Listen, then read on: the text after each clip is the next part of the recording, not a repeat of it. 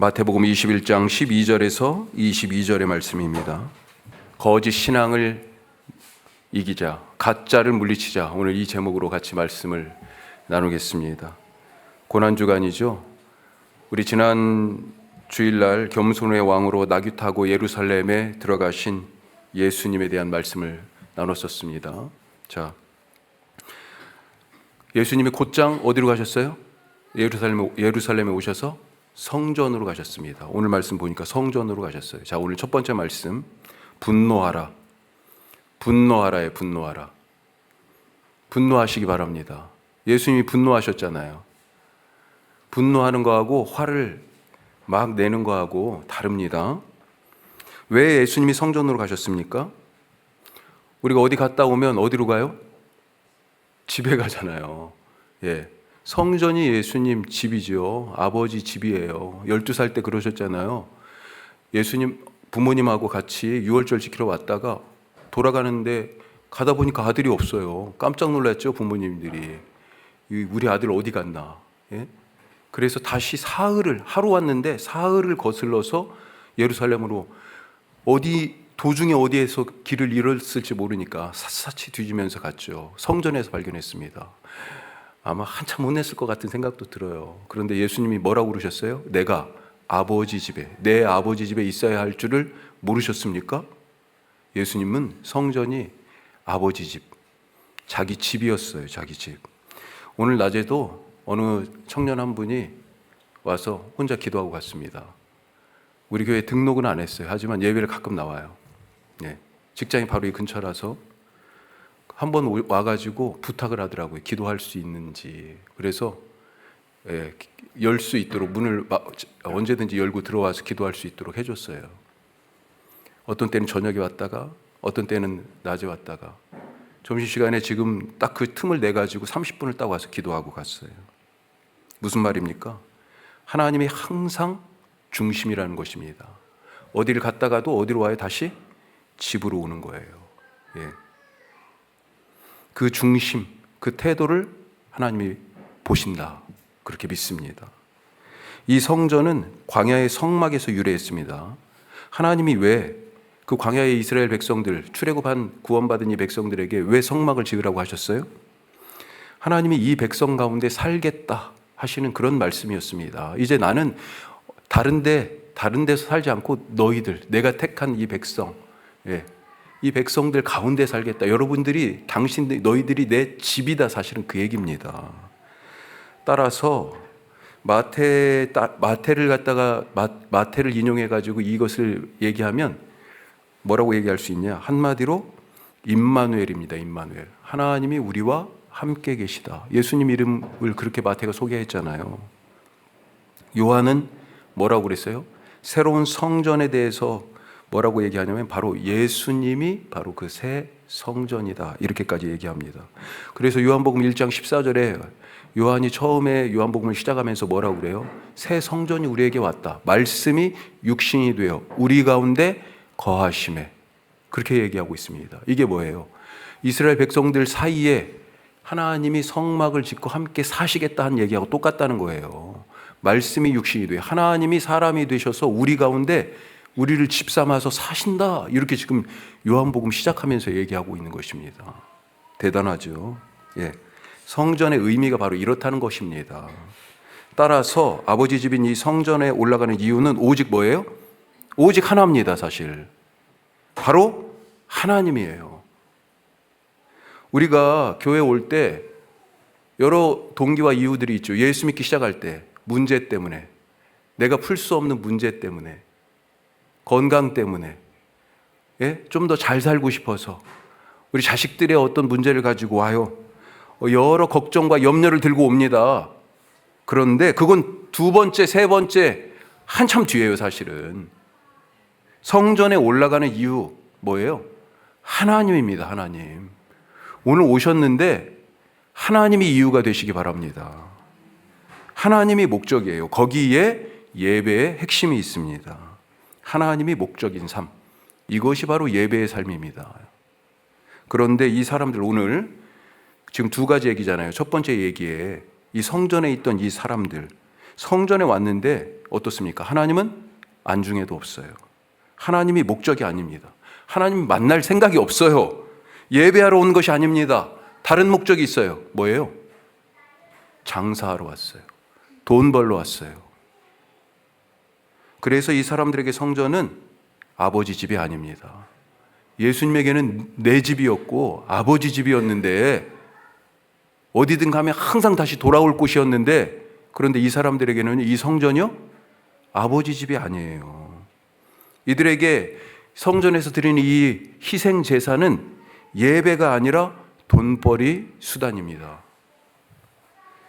예수님은 이런 성전 유대교, 이걸 통틀어서 성전 유대교, 우리가 율법과 성전, 이 유대 사회의 두 기둥이라고 얘기했잖아요. 특별히 더 이 성전, 이 성전 유대교를 보고 뭐라고 말씀하셨어요? 오늘 강도의 소굴이다, 이렇게 얘기했습니다. 강도의 소굴이에요.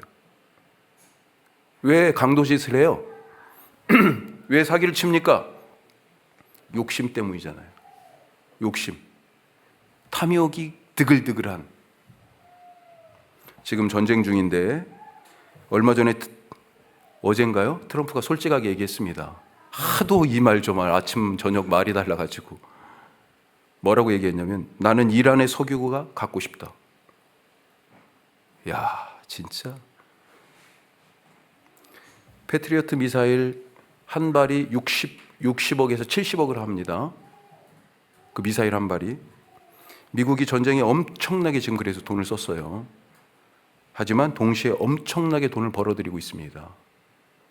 그 미사일 만드는 회사, 어떻게 했어요?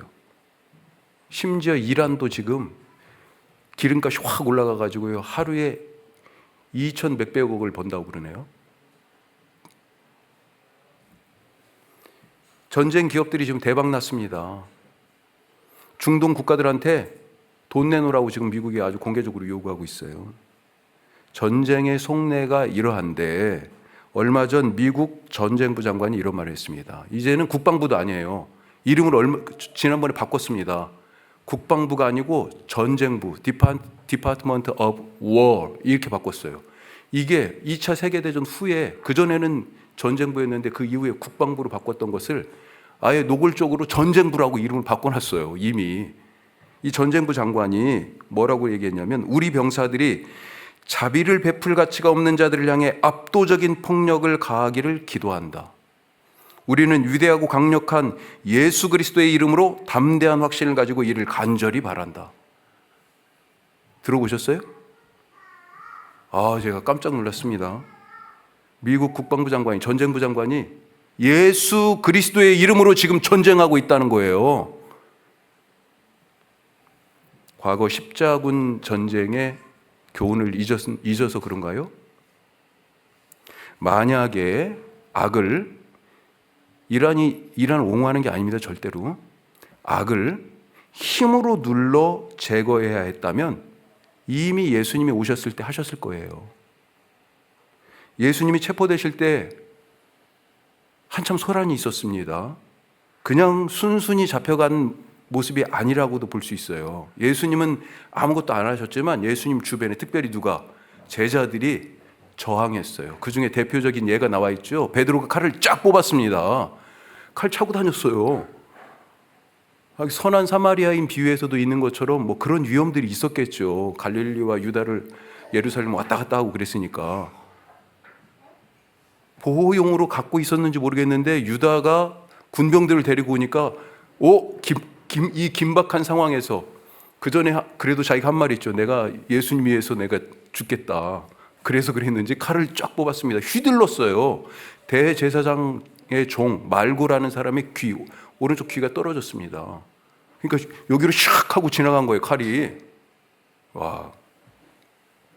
예수님이 그 귀를 만져서 고쳐주시면서 이렇게 말씀하셨습니다. 26장의 마태복음. 이에 예수께서 이르시되, 뭐라고 그러셨어요? 내 칼을 도로 칼집에 꽂으라. 칼을 가지는 자는 다 칼로 망하느니라. 너는 내가 아버지께 구하여 지금 12군단 더 되는 천사를 보내시게 할 줄 없는 줄 아느냐? 능력이 없어요, 예수님이요? 요한복음에도 이 비슷한 표현이 빌라도하고의 이야기 속에 있습니다. 예수님은 힘으로 악을 제거하실 능력이 충분히 있었지만 지금 당장이라도 하늘에서 12군단 되는 그 이상 되는 천사들을 신속 소환해가지고 야, 싹 그냥 태워버려 하실 수 있었겠지만 하지 않으시고요. 오히려 그 악에 어떤 방식으로 맞섰습니까? 십자가라는 가장 무기력하고 수치스럽고 부끄럽고 지는 방법으로 맞서셨어요. 그러니 힘을 과시하면서 예수 이름을 들먹거리는 그것은요, 가짜입니다. 가짜예요. 그 신앙과 지금 한국의 길바닥 기독교, 아스팔트 기독교하고 지금 만나가지고 이걸 가지고 지금 예수 이름으로 거리에서 미국 국기, 이스라엘 국기를 흔들고 있었어요. 안타깝습니다. 이 가짜 신앙 예수님이 어떻게 하셨어요? 분노하셨습니다. 분노하셨어요. 우리가 고난 주간을 지나면서 나는 과연 하나님이 원하시는 그런 진짜 하나님이 찾으시는 그런 신앙을 가지고 있는지, 나는 십자가의 방법으로 악에 대항하고 맞서고 있는지,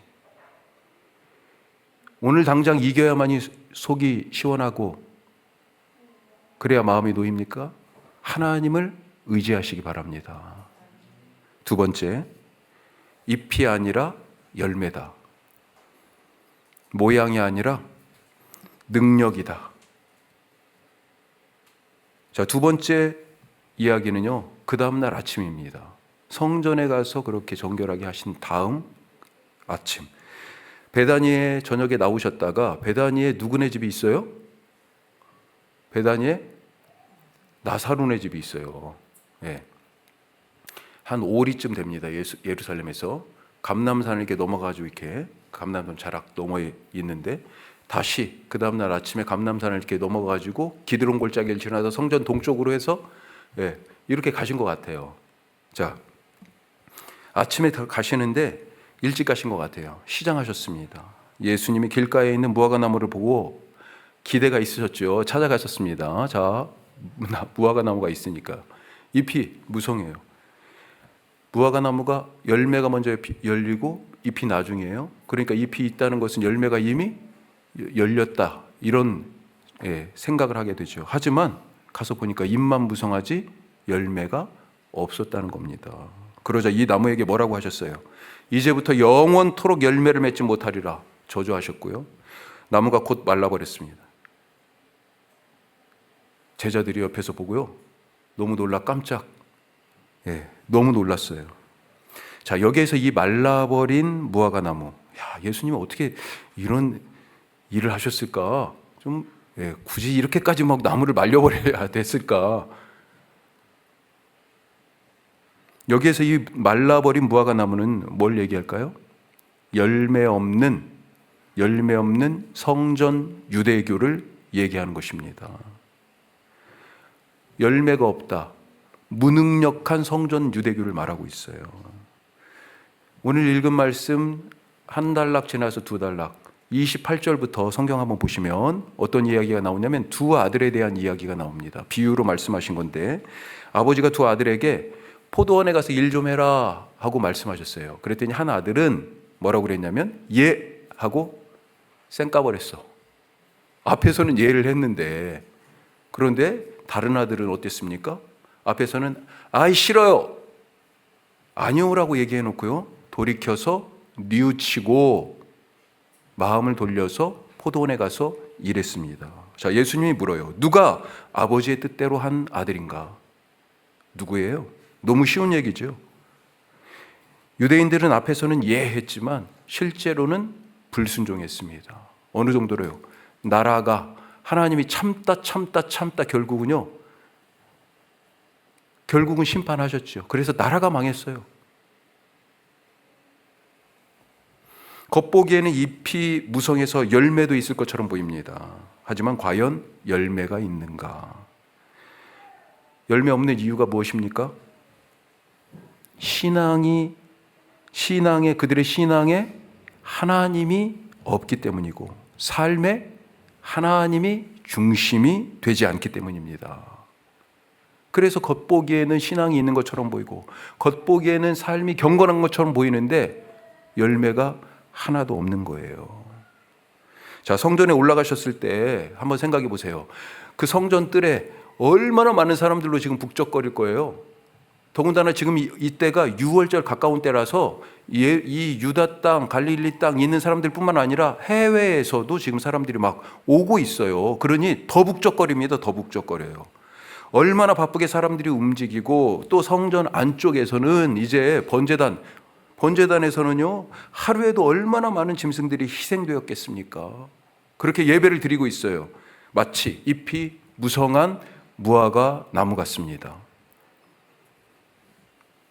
그런데 예수님이요 성전을 이 잎이 무성한 나무 같은 이 모습 성전을 딱 가서 보시고 아까 앞에 이야기에서 뭐라고 하셨어요? 이런 말씀하셨습니다. 13절에 그들에게 이르시되 내 집은 기도하는 집이라 일컬음을 받으리라. 예레미야가 했던 말인데 이게 무슨 얘기예요? 성전에 왔는데 기도 소리가 하나도 안 들린다는 거예요. 기도 소리가 없어요. 기도가 무엇입니까? 기도를 우리가 여러 가지로 표현할 수 있는데 하나님과 연결, 그래서 기도줄을 잡아야 된다 이런 얘기도 했고 또 하나님과 교제, 깊은 사귐이다 이렇게도 얘기하기도 하고 또 하나님과 영적인 호흡이다 이렇게도 얘기해요. 자, 이런 여러 가지 표현들이 있는데 이것들을 한마디로 얘기하면 하나님이 중심이 된 삶이에요. 다른 게 아니에요. 기도는 하나님이 중심이 된 삶이에요. 하나님 없이는 못 사는 삶입니다. 열매 없다. 이거 뭐예요? 지금 성전에 기도가 없다는 거예요. 하나님이 중심이 아니고 돈이 중심입니다. 하나님 없어도 잘 산다는 거예요. 기도가 없는 성전이니 열매 없는 무화과처럼 사람들은 이렇게 많지만 예배자는 없고 종일 번제단에서는 짐승들이 그렇게 태워져 그 연기가 올라가고 있지만 예배가 없습니다. 하나님의 집에 그래서 결국 하나님이 없어요. 이게 뭐예요? 알맹이 없는 거잖아요. 열매가 없어요. 사람도 많고 일도 많고 뭔가 막 돌아가는 것 같은데 그런데 정작 이 하나님의 집에 하나님이 안 계셔요. 나는 혹시 이파리만 무성하지 않습니까? 주님이 찾으시는 열매가 있습니까? 사람들에게 내놓을 명함은 있지만 정작 예수님이 찾으시는 그 신앙의 열매, 그 열매가 내게 있습니까? 잎이 아니라 열매예요. 모양이 아니라 능력입니다. 바쁘고 수고하는데 모양이죠. 그게 바쁘고 수고하는. 그런데요, 열매가 남는 게 없어요. 우리가 그런 삶이 아니라 열매 맺는 삶을, 하나님 중심의 삶을, 하나님 없이는 못 사는 삶을 오늘 우리가 그런 마음으로 하나님께 하나님 중심의 하나님 없으면 못 삽니다. 이런 기도를 드리실 수 있길 바랍니다. 기도하겠습니다. 두 가지 말씀 나눴습니다. 성전을 보고 예수님이 어떠셨어요? 가짜였어요, 다. 성전에 왔는데 예배를 드린다고 사람들이 다 그렇게 모였는데 가짜네요. 분노하셨습니다. 예수 이름으로 전쟁한다고 하는 시대예요. 주님, 우리에게 진짜와 가짜를 분별할 수 있는 그런 눈을 허락하여 주시고 진리 안에 머물러 살아갈 수 있도록 주님 도와주시옵소서. 이 세상에 주님 평화 허락하옵소서. 기도하시고 또 잎이 아니라 열매입니다. 모양이 아니라 능력이에요. 주님, 그 열매의 능력 바로 하나님 중심되는 삶, 하나님 없이는 못 사는 삶, 그렇게 기도하고 그렇게 예배하는 사람 되게 하여 주시옵소서. 계속해서 기도 제목 한번 보시죠. 이렇게 말씀을 붙들고 기도하시고 우리가 다 아는 것처럼 평화를 위해서 빨리 전쟁이 그치도록 기도해 주시기 바라고, 우리 그 3번에 있는 분들은 우리 집사님 권사님들의 부모님들이십니다. 보여주세요.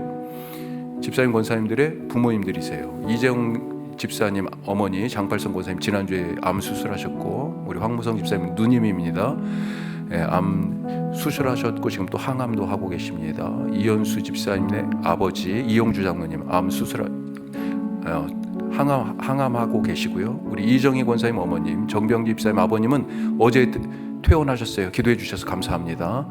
혼자 지금 태백에 이제 사셔야 되는데 하나님 함께 하옵소서 기도해 주시고, 우리 조성희 집사님 어머니 심경자님 어머니 우리 잘 치료될 수 있도록 또 기도해 주시기 바랍니다.